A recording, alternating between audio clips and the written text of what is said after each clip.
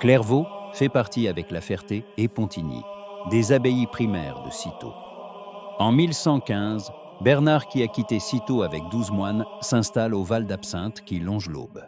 Dans cette zone marécageuse s'élèvent alors les premiers bâtiments en bois et pierre.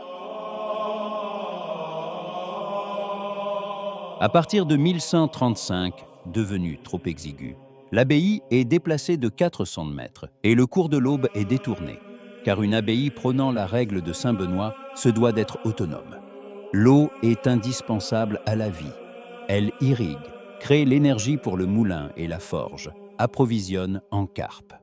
Autour du cloître sont construits les bâtiments des convers, la cuisine, le réfectoire des moines, le chauffoir et le bâtiment des moines, comprenant au rez-de-chaussée le scriptorium et à l'étage, le dortoir. En 1708, les moines décident de construire une abbaye monumentale de type classique, dont témoigne le réfectoire-chapelle. Mais le réfectoire des convers est conservé.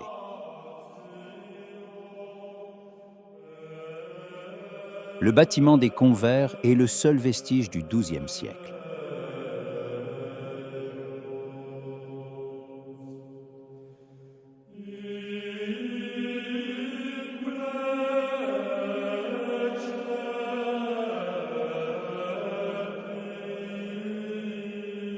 Par sa lumière et la pureté de ses lignes, l'édifice reste un témoignage irremplaçable de l'architecture cistercienne de cette époque. Au rez-de-chaussée, le cellier est de style roman tardif avec ses arcs plein cintre.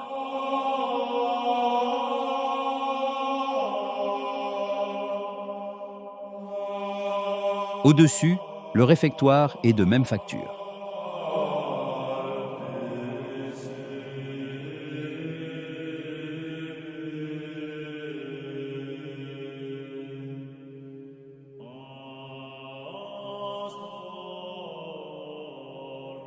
Les marques visibles sur les pierres correspondent à des repères d'assemblage ou à des signatures de tailleurs de pierre.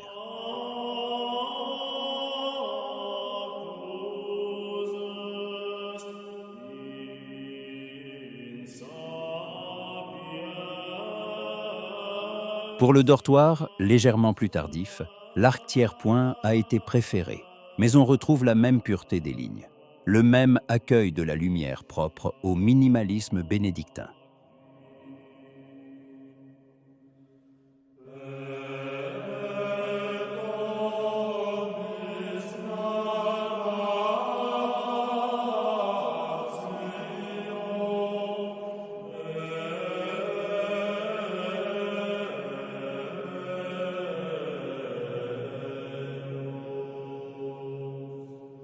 L'architecture cistercienne souhaite aussi faire circuler le chant. L'acoustique de ce dortoir est telle qu'il est aujourd'hui restauré en vue d'en faire un espace privilégié pour la musique.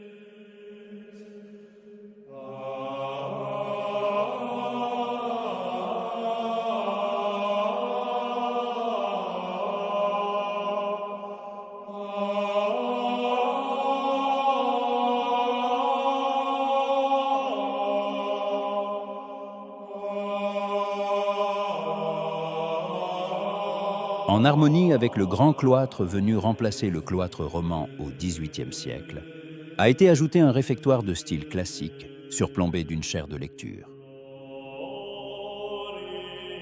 À la même époque est construite la cuisine.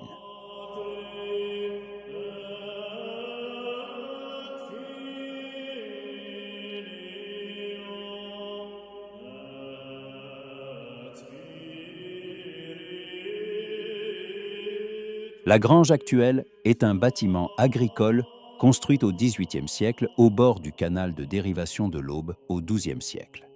Mais ce qu'on nomme grange médiévale est un ensemble économique reliant pour Clairvaux pas moins de 5 entités économiques distantes les unes des autres, mais stimulées par les foires de Champagne.